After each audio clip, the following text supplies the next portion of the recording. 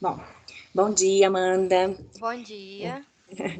Hoje, então, nós vamos fazer a apresentação, né, do teu trabalho de conclusão de curso. Você tem 15 minutos para fazer uma apresentação e depois eu vou pedir que você desligue o seu áudio para a Uhum, gente poder fazer uma discussão, fazer uma discussão, ver a sua nota e fazer a ata de defesa, tá bom? Mas aí certinho. eu vou te orientando.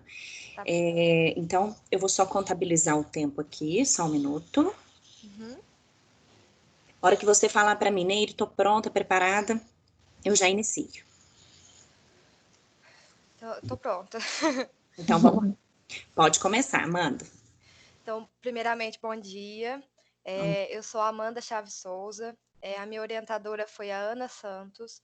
E o tema do meu trabalho é Protocolo de Dor Torácica, as dificuldades na implantação e adesão na unidade de pronto atendimento. O protocolo de dor torácica é um instrumento assistencial não gerenciado para o atendimento a pacientes com queixas de dor torácica aguda ou seus equivalentes, ou seja, sintomas compatíveis com a possibilidade de serem decorrentes de uma síndrome coronariana aguda ou de outras doenças cardiovasculares graves. O seu objetivo principal é confirmar ou descartar diagnósticos de doenças cardiovasculares de risco. Através do protocolo, a gente pode oferecer uma estratégia baseada em evidências adequada à estrutura das diferentes unidades de pronto atendimento. Isso orienta a tomada de decisões da equipe. Este estudo visa o conhecimento do enfermeiro em relação à detecção precoce de doenças com maior gravidade e que podem se manifestar através da dor torácica, reduzindo o risco de morbidade e mortalidade do paciente. Neste estudo, foi utilizado o método de pesquisa bibliográfica. O objetivo geral deste trabalho é compreender as dificuldades na implantação e adesão do protocolo de dor torácica na unidade de pronto atendimento. Os objetivos específicos são apresentar os fatores que dificultam a implantação e adesão do protocolo de dor torácica, entender os métodos de aplicação do protocolo de dor torácica pelo enfermeiro e avaliar o papel do enfermeiro na gestão do protocolo de dor torácica. A metodologia utilizada neste trabalho é o método de pesquisa bibliográfica, com as bases de dados Biblioteca Virtual em Saúde, a BVS e a Cielo. Os materiais que foram utilizados incluem monografias e artigos, no qual foram utilizados 46 artigos e utilizados 15. O período das publicações é de 1999 a 2019 e as palavras-chave são dor torácica, dor aguda e avaliação de enfermagem. A dor torácica, ela é definida como uma sensação de dor ou desconforto localizada na região anterior do tórax. Diante disso, a gente deve definir a localização e radiação, a característica, a duração, os fatores precipitantes, os fatores que melhoram e pioram a dor e ainda os sintomas associados dessa dor. O protocolo de dor torácica, ele tem como finalidade a padronização do atendimento ao paciente que refere à dor, ou seus equivalentes, né? Com isso, a gente tem um diagnóstico diferenciado que pode auxiliar mais no tratamento de determinada afecção cardíaca acometida pelo paciente. Isso faz com que a gente defina e trate mais rápido. A grande maioria dos pacientes são internados sem um diagnóstico definido, sendo que alguns desses pacientes, após a confirmação de, por exemplo, uma síndrome coronariana aguda, resultam num aumento significativo dos custos associados a essa doença. Então, por outro lado, a gente tem os pacientes que referem a dor torácica e são diagnosticados erroneamente. Isso pode resultar no infarto agudo do miocárdio depois deles deixarem o serviço de saúde. Portanto, existe uma deficiência na padronização das condutas de enfermagem e para os estudos, para a construção desses protocolos assistenciais. Isso resulta numa preocupação tanto para os profissionais quanto para os pacientes. A avaliação de dor segue como um desafio para o enfermeiro durante a classificação de risco, pois quando a gente vai medir esse sintoma, ele está relacionado principalmente à observação, à escuta qualificada e, acima de tudo, a acreditar na queixa de dor referida. O que acontece muito na, nas unidades principalmente na classificação de risco, é uma negligência por parte do enfermeiro quanto à dor que o paciente está referindo. Então, é fundamental a gente relacionar os fatores de risco com a descrição da dor. Geralmente, por exemplo, no caso de IAM, a dor ela é referida com uma forte intensidade, né? Tem a queimação, o aperto. Então, é necessário que o enfermeiro investigue essa dor para que haja a implantação do protocolo. O enfermeiro deve averiguar o espaço físico da unidade, bem como a população que busca atendimento. E a capacitação contínua da equipe para que estejam bem atualizados quanto aos manejos do atendimento. Primeiramente, para a avaliação da dor torácica e a elaboração do protocolo, são dois fatores básicos no momento da classificação de risco. Sendo que é o tipo de dor, né, que o paciente refere, que tem que fazer a investigação, e as possíveis alterações no eletrocardiograma. A capacitação dos profissionais, ela tem ela é de suma importância no momento do atendimento do paciente, porque assim tem uma maior agilidade no atendimento, uma eficácia e uma qualidade na assistência prestada. Então, a constante atualização das técnicas pelos profissionais evita o sofrimento do paciente, assim como os erros e até mesmo a morte do mesmo. Muitos dos profissionais são resistentes aos protocolos assistenciais hospitalares, principalmente os que trabalham no setor de emergência. Isso acontece porque a pessoa, às vezes, já está acostumada com uma técnica, né?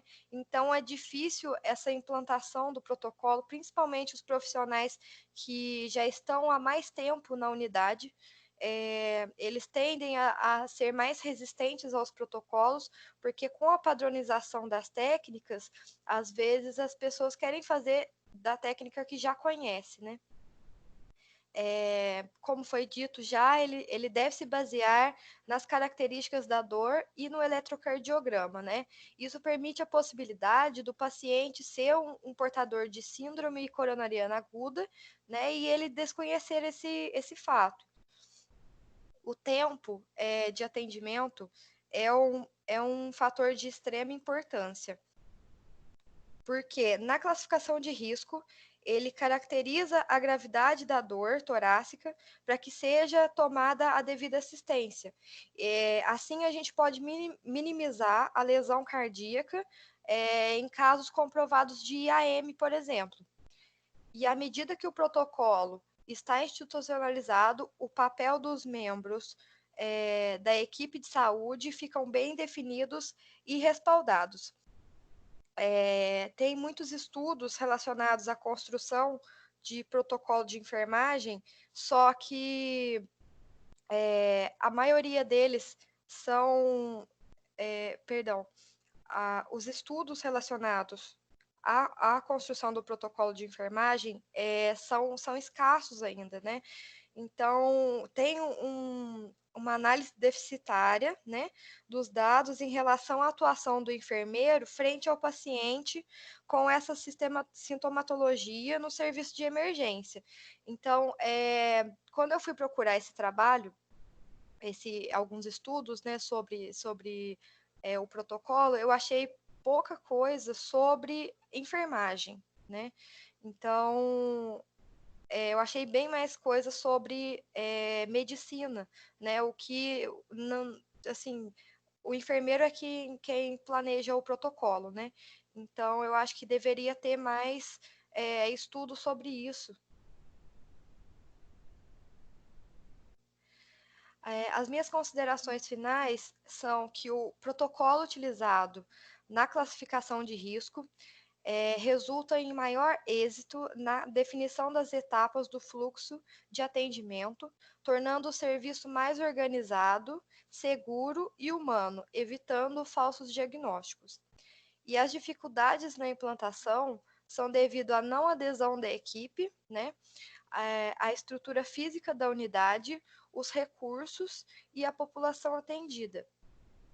A questão da estrutura física da unidade, o enfermeiro deve avaliar, seja ela uma instituição pública ou privada, deve avaliar, né, a população que é atendida e os recursos disponíveis que ele tem para poder fazer um protocolo padronizado. E a capacitação da equipe é essencial, porque é obrigação do enfermeiro capacitar essa equipe para que para que as técnicas sejam mais atualizadas, né? Para que os manejos sejam mais eficientes, para que o tempo seja menor, né? Para evitar comorbidades nos pacientes, para evitar internações desnecessárias, o que vai gerar um custo a mais para a instituição. Então, a capacitação é fundamental. Aqui estão as minhas referências bibliográficas neste trabalho.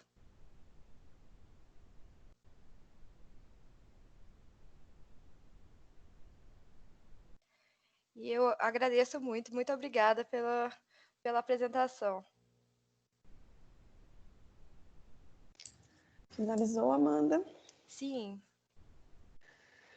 Muito bom ver um trabalho sobre esse tema, que é um tema bastante relevante, porque a gente sabe que as doenças cardiovasculares, com o aumento aí da idade, da população, né, cada vez mais estão acontecendo, então é super importante falar sobre isso. Uhum. Eu gostaria que você falasse um pouquinho para a gente, um pouquinho mais, se você realmente conseguiu cumprir os objetivos, sabe? O tema ali do seu trabalho era sobre as dificuldades na implantação e a adesão. Você conseguiu encontrar realmente quais são as dificuldades? O que você viu nessa busca que você fez na literatura? Quais realmente são as dificuldades que há relatos? Você falou que são poucos os trabalhos, né, que você encontrou, mas você conseguiu atingir esse objetivo? Assim, o que você achou frente à sua busca? Eu consegui, porque eu vi que não depende somente do enfermeiro para poder ter essa adesão na unidade, né? Depende também da equipe. Então, as dificuldades que eu encontrei foram a não adesão, né? A estrutura, os recursos, né? Que às vezes os recursos são escassos na unidade que o enfermeiro atende. As dificuldades que eu encontrei também são que são poucos os trabalhos sobre isso, né? Tanto que eu achei poucos artigos e a maioria deles, como eu disse, foram sobre a parte de medicina, né? Não são muitos artigos relacionados à enfermagem, à atuação do enfermeiro, né, frente ao protocolo. Então, eu achei alguns estudos, né, sobre isso, sobre uma unidade que não tinha o protocolo, e aí foi implantado, como que foi a reação dos enfermeiros. Então, alguns dos enfermeiros também são resistentes ao protocolo, né, tanto por conta das técnicas, né, pela padronização. Tudo que gera uma mudança, né? Isso, com certeza. Começa a contar tempo, né? Isso, com certeza. O que a gente vê um pouco na prática, eu já trabalhei com um pouco com esse tipo de protocolo, que a gente não vê muito, que você tem falado bastante disso, né? Não vê muito da enfermagem, vê muito da medicina. É um protocolo único, um protocolo multi, né? Com as ações de cada equipe, com certeza, mas é um protocolo só pensando em como essa equipe multi precisa trabalhar para atender melhor esse paciente, né? Voltado para o paciente, não individualizado para cada equipe. Talvez isso que tenha talvez essa dificuldade na busca. Mas a enfermagem precisa falar mais também, né? Sim, com Sobre certeza. o assunto. Vou complementar, e aí a Neire fala as observações dela. Quanto à apresentação, eu achei que ficou um slide claro, porém eu achei o slide assim, o slide era um bom slide, mas eu achei ele um pouco pesado, sabe? Com bastante texto. Então, sempre aí para as próximas apresentações que você for fazer, buscar trazer com mais tópicos mesmo. Usar o slide como um lembrete para a sua apresentação. Né? Às vezes a gente vê, alguns parágrafozinhos, e é claro que isso é justificado pelo nervosismo também. Não, sim. Né? Às vezes o que você estava falando não estava exatamente seguindo o que estava ali no slide. Às vezes você estava falando alguma coisa, eu ficava procurando ali, peraí, onde que isso está no slide? Então, fazer o slide ele te ajudar, não você ficar refém dele, entendeu? Então, sempre que você for usar um slide, fazer ele como uma ferramenta mesmo, um auxílio para te lembrar o que você precisa falar, os pontos mais importantes, os pontos-chave. Eu acho que de tudo que foi falado, o ponto mais importante para mim é a questão da escuta qualificada, de realmente valorizar a queixa do paciente, porque nesse protocolo realmente é muito importante a característica e tudo mais. Então, eu acho que o ponto-chave ali é realmente isso. Em um dos slides você fala sobre isso. E uma observação também é a questão das referências, né? Como se trata de uma busca, uma revisão de bibliografia, trazer, né? Olha, isso que eu estou falando aqui, eu vi em tal autor trouxe, tal autor falou, para a gente entender de onde saíram todas as informações que você trouxe para a apresentação. Certo. Então, passa a palavra aí para a Neire. Oi, Aline. Olha, você tá tipo. Aline, ó. Eu tava com a Aline. É que eu li, eu fiz as anotações, eu olhei aqui e vi a Aline. Desculpa, viu? Imagina. Amanda, olha, seu trabalho, assim, é muito relevante, porque eu acho que ele pega dois pontos aí da enfermagem, que é a questão assistencial e gerencial. Sim. Por essa questão aí de protocolo. Então, acho que você pegou um tema que eu acredito que seja bem, né, acredito não, é relevante, é o que você falou, precisa de mais estudos, como a Keila falou, a enfermagem tem que falar mais, tem que ter uma voz mais ativa. Gostei da sua apresentação e eu queria fazer uma pergunta, o seguinte, durante a tua apresentação, você falou essa questão que a padronização evita erros. Toda vez que a gente elabora um protocolo, você tem uma padronização de cuidado, certo? Isso. E você, né, enfatizou que essa padronização evita erros durante essa assistência. E falou também dessa questão da deficiência na padronização dos cuidados de enfermagem. Quando você traz esse contexto numa revisão de deficiência na padronização, o que você leu em relação a isso? Como que você, enquanto aluna, vê essa deficiência nessa padronização, de tudo que você viu na literatura, o que você poderia fazer de diferente? Imaginando que você vai ser uma enfermeira e na prática, e você viu na literatura que existe uma deficiência na padronização, perante todas as problemáticas que você viu, como que você enfrentaria, né, essa deficiência e como corrigiria? Eu acho que, assim, o que a gente pode fazer quanto enfermeiro nessa parte da padronização divulgar, sabe, bastante sobre o protocolo, né, sobre como deve ser o manejo, né, a parte assistencial, que nem a Keila falou, dessa parte de dar ouvidos ao paciente, entendeu? Não negligenciar a queixa dele, né? Então, assim, eu acho que devido a algumas lacunas na história clínica, né, da enfermagem, tem essa parte de deficiência do quanto à padronização, né?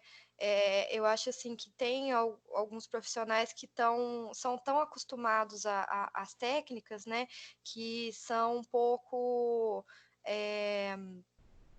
que não aceitam, né, essa parte de mudança, isso, assim, isso gera uma assistência melhor ao paciente, né? É mais humano você tratar ele como deve ser, né, no caso. Uhum. Mas se você partir aí, então, desse pressuposto, que você fala da resistência, né, da enfermagem, da equipe, e a capacitação é importante. Então, se você interligar capacitação com resistência, que forma de capacitação você faria diferente enquanto enfermeira para quebrar essa resistência dos profissionais? Eu acho que, assim, a gente poderia fazer palestras, né? Incentivar os enfermeiros, mostrar como que deve ser a técnica. Por mais resistente que as pessoas sejam, eu acho que a gente tem que mostrar para elas que tem outra forma de fazer, né? Que tem outra forma de atender o paciente, que tem que ser mais aberto, né, às possibilidades. Então, eu acho que, assim, uma educação continuada pode ser feita, né, com os profissionais. Uhum. Muito bem, Aline. Parabéns. Aline, hoje. Amanda. Gravado, gente. É Amanda, tá? Perdoa. Amanda, eu vou pedir para você desligar teu microfone, 2 minutinhos, que eu vou discutir agora aqui com a professora Keila, e a gente já faz a sua ata de defesa. Pode ser? Certinho. Tá bom.